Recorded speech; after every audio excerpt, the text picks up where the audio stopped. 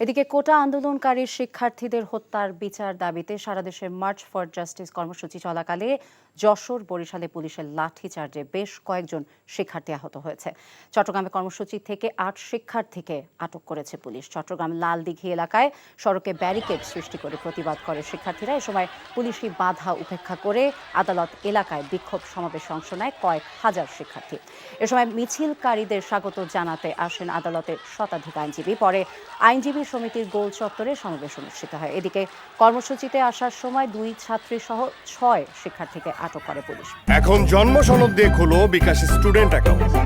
নিজের বিকাশ নিজে কর।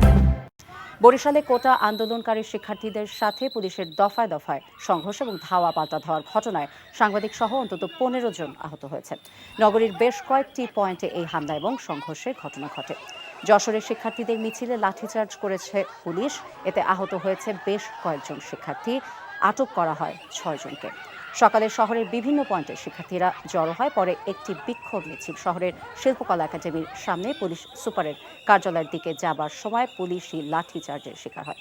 সিলেটে শিক্ষার্থীদের ছত্রভঙ্গ করতে পুলিশ টিয়ার শেল ছুড়ে। বগুড়া শহরের ইয়াকুবিয়া মোড় থেকে একটি বিক্ষোভ মিছিল বের হয়ে শহরের জলেশ্বরীতলা জেলখানা মোড়ে গিয়ে শেষ হয়। পরে সেখানে তারা রাস্তা অবরোধ করে সমাবেশ করে। মাগুরায় পুলিশি বাধায় পণ্ড হয়ে গেছে শিক্ষার্থীদের মানববন্ধন কর্মসূচি। এছাড়াও ময়মনসিংহ, নাটোর, চাঁদপুরে বিক্ষোভ মিছিল করেছে শিক্ষার্থীরা। এখন জন্ম সনদ দিয়ে খোলো বিকাশ স্টুডেন্ট অ্যাকাউন্ট। নিজের বিকাশ নিজে কর।